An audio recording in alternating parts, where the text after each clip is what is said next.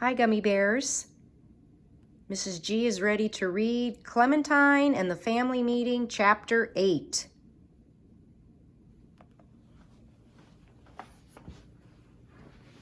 When we got home, my mom was in the kitchen making dinner. I started to give her a big hug, but then I realized something. I was hugging the new baby too. I stepped back and hugged her on the side. Then I gave her belly a really small pat. "How's mushroom soup doing today?" I asked. "Mushroom soup?" my mom asked. "I'm starting a casserole here, no mushrooms at all." "No, I mean the baby. The baby has to have a food name," I explained.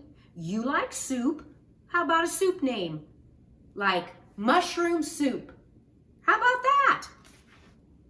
My mother laughed. "We haven't thought about names yet," she said. "But when we do, I doubt mushroom soup will be a top contender." Then she looked down and saw what I was wearing.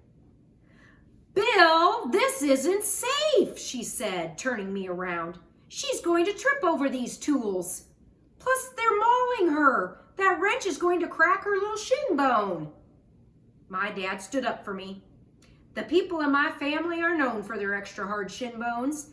We all developed extraordinary strength and balance from wearing tool belts as children, so it's actually a plus."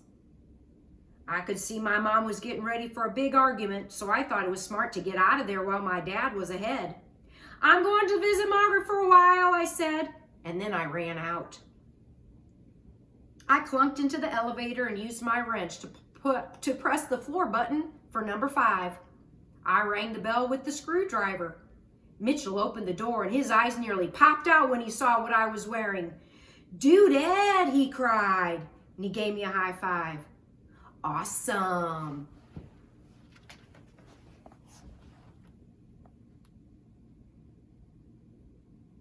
I guess Mitchell likes her tool belt.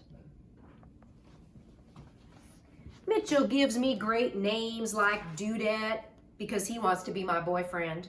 So far, I haven't let him be my boyfriend because I don't want one. But if I ever do want one, which I won't, and if it's ever Mitchell, which it won't be, now I know what I would wear on our first date. My tool belt. "Hey, Mitchell," I said, "what was your science project when you were in 3rd grade?" Mitchell squinted and scratched his head. 3rd grade is ancient history. "Oh, I remember. Worms. I grew worms, measured how they made the soil better or something." "Was that a good project?" "Good? Are you kidding? It was awesome. Margaret didn't come in my room for a whole month." "No, I meant, oh, never mind. I don't have a month to grow worms. I need an instant just add water kind of project." "How come?" I explained the whole whaling problem. Mitchell shook his head sadly when I was done. "Dude's going to pay," he said. "What do you mean?" I asked. "That kid gets up in front of everybody, says he can walk through a wall, and then doesn't do it?" He shrugged. "You're out. Dude's toast. Burnt toast." Oh, I hadn't thought about that. Margaret came into the hall just then. "What's the matter with you? Why are you looking so worried?" she asked me. Then she saw my tool belt. "Did you break your back? Is that a brace?" She leaned in for a closer look. "Oh, for goodness sake," she muttered. "You're crazy." "I'm not crazy, Margaret," I said, following her down the hall to her room. "Now I can build things. Maybe I'll be a builder when I grow up. That's not crazier than you being a makeup artist." Margaret turned around with a dreamy expression on her face from the magic words, "You'll be a makeup artist someday." "I might not even have to wait until I grow up," she said. "When my father finds out how good I'm getting, he'll probably let me start working in his studio right away." "You're not going to California, Margaret," I reminded her, "because your mother's not having a baby. Besides, even if she did, maybe you'd like it. Lots of kids like having new babies in their families." Margaret looked at me like I was out of my mind. If I were you, I would be moving right out. I would be moving out right now. I would be on the next plane to California with my makeup bag. Hey, Margaret snapped her fingers. I could practice on you right now. No way, I said. I'm never going to wear makeup. You'll have to someday. If you want people to like you, you have to wear makeup. That's not true. Oh, yes, it is, especially if you're going to go around wearing a tool belt. There's no rule about that, I cried. My mother doesn't wear makeup, and lots of people like her. Margaret shrugged. Your mother is pregnant, she reminded me, which I already knew. Margaret looked into the mirror and flipped her hair. Her face melted into a dreamy smile again. And another thing, in California, I could have a new hairdo anytime I want. There are hairdoers who practically live at my father's commercial making studio. Suddenly, I couldn't stand to hear one more word about Margaret moving to California.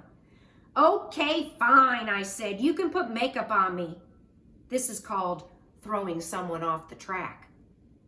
I guess Margaret was afraid I was going to change my mind because she shoved me into the seat at her dressing table and slapped a towel around my shoulders before I could say another word. She shut the door and rubbed her hands together. Then she pulled a big pink case out from her closet.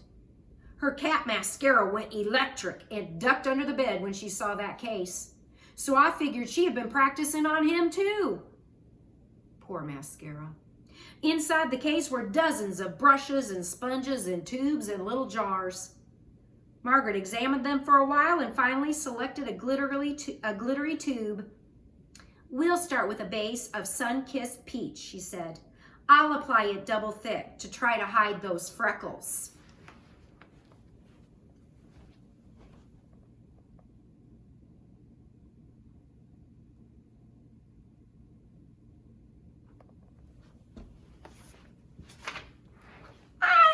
My freckles, I said. Don't hide them. Too late. Margaret was already dabbing gunk on my face and rubbing it in and dabbing more gunk on and smeared it around some more. Every once in a while, she'd step back and hold her thumb up and squint at me like a cartoon artist. Then she'd nod as if she was doing an excellent job. Every time I wanted to jump off the chair and go home, I remembered about Margaret leaving to go to California. Margaret is my friend. Even though she's kind of a bossy girl, and even though sometimes she can get kind of crazy about her rules, and even though I sometimes don't recognize her anymore, she is my friend.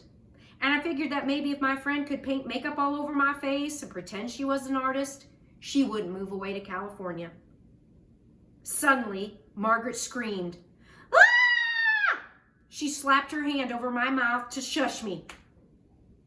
Even though she was the one who'd screamed, and even though now she was going to have to wash that hand 100 times because she's a germomaniac. What's the matter? I hissed through her hand. Margaret had turned white and her eyes were popping out. My mother and Alan are back, she said. So what? I asked.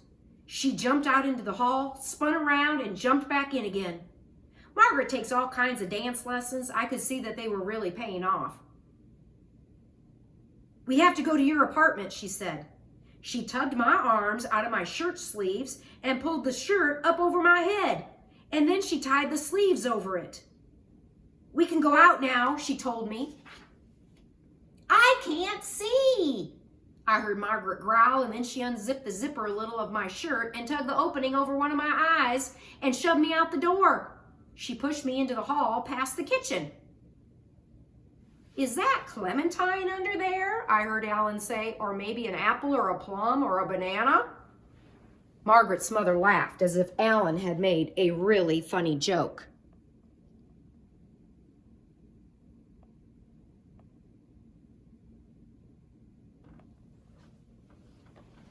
Which he had not.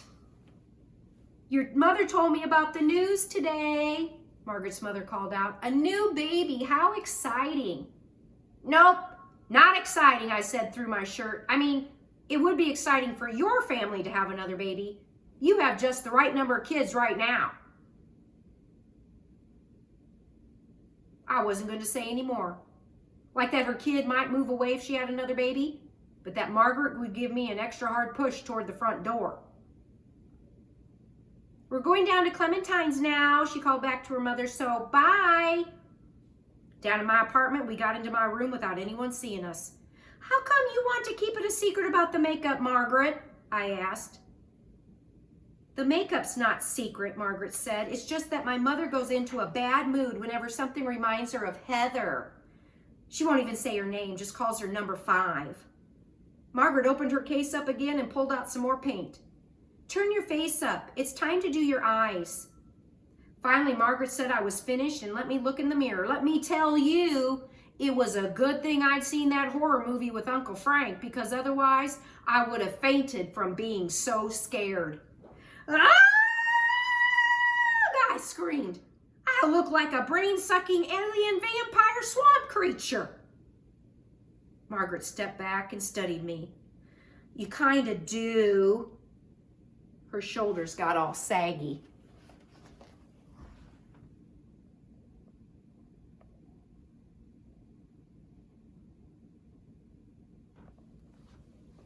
That's okay, Margaret. Maybe you could be that kind of makeup artist. Maybe you could make actors look scary.